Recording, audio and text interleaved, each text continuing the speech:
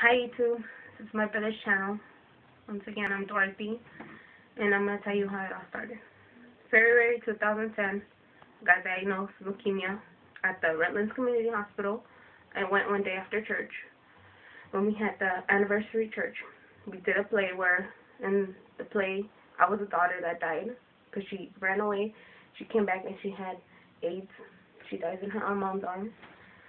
After that, my mom asked for prayer, because I was really sick. And when the pastor was praying, he told me he was declaring me, free from everything, free from a very bad disease, sickness. And I was thinking to myself, I don't have that. I have a flu. I don't know what he's talking about. When I went back to my seat, elderly lady tapped me on the shoulder and told me that if God had cured her from cancer, he had did it to me. And I was looking at her like, I don't have cancer, I don't know what you're talking about. We went downstairs where we were having, food and stuff. I told my parents I wanted to go home. My mom took me to the hospital, my dad.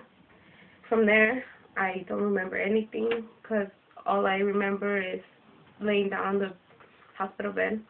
My parents told me I got there with 3 points of blood, which the normal is 15. Then I got there with no platelets, and my white blood cells were high, really high.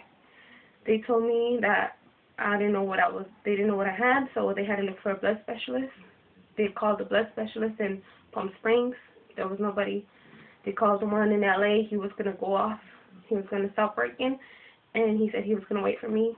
From here, from the Redlands community, they transferred me over there. And I got there, and I was kind of having my knowledge back. I was waking up. When I got there, the doctor came in and told me if I knew what I had. I said no, and he told me I had leukemia. For those that don't know what that is, A.L.L. leukemia is cancer in the blood, where your white blood cells, go really high, and it kills the other ones, your platelets and your red blood cells. When they told me that, I had faith in God. They had prayed for me. I went to church and I had faith. And I told them, okay, it was fine. I was going to do whatever I had to do, and they were going to do whatever they had to do. I would put from my part. I turned around, looked at my parents, normal parents. They cried. I told them, don't you guys believe in God? He saved me. I'm saved. I'm free from anything. From there, they asked for a family reunion. They told us what was going to happen. On the meds I was going to take. My brothers, my sister were there, my parents, and they told me I was going to take chemotherapy. My hair was going to fall. I was going to, swell up everything. And I was like, okay. I didn't worry about nothing because I had faith that I was not sick. I just had to go through a process that God is going to make me go through to talk about what he did. After that, every week, I would have to go for chemo through the spine, chemo through my veins. It was hard, but I always had faith that everything was going to be fine. 2 months after I got chemo, they told me I had no more leukemia blood cells, and I knew why, because God had saved me. God had freed my body from anything. After that, they had told me I had a blood clot in my arm, where the PICC line had got stuck. I had to get hospitalized. They couldn't take it out anymore. I had to go through a surgery for them to take out the line. When I did that, my pancreas blew up, but it all happened how God wanted it to, because 2 things at once, and God was there with me. From there, they told me I had to buy medication for the blood clot. Thousands of dollars I could not pay. My parents could not pay. God's hand again. Somebody had paid that for me, and I was able to come home. Thank God, 2 years have passed. In May I end. I have not had to go back to the hospital for no reason, just for checkups, and everything is perfectly fine.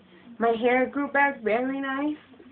God said it grew back different than I had it.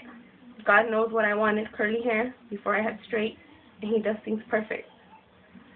So I'm a living miracle of God, and I'm here to talk about what he has done to me and my family, because for some reason it happened to me and not to anybody else in my family.